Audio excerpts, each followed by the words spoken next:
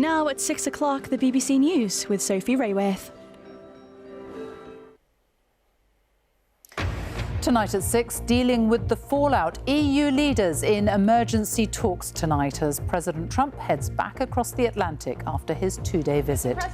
What now for Greenland and Ukraine as leaders contemplate what one calls the changing relation between the US and Europe? And a signing ceremony for a new board of peace. President Trump is its chair, but the UK is one of many countries not yet part of it. Also tonight, landslides in New Zealand leave at least 2 people dead and several missing. Elizabeth Hurley tells the High Court that private investigators working for the Daily Mail bugged her landline to get stories. And the vampire horror Sinners becomes the first film in history to earn 16 Oscar nominations. On BBC London, highlighting NHS care in the capital. We're with staff and patients in East London, where long waits and corridor care are commonplace.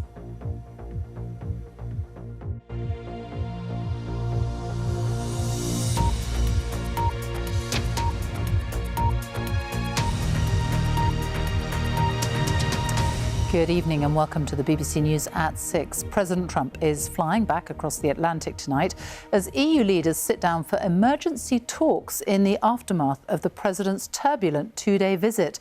On the table for discussion, what now for Greenland and Ukraine and transatlantic relations. Arriving at the talks in Brussels a short time ago, the Dutch Prime Minister warned of the need to be realistic about the changing relation between the US and Europe. France's President Macron told reporters that he is extremely calm and wants Europe to be respected. Here's our Europe editor, Katya Adler.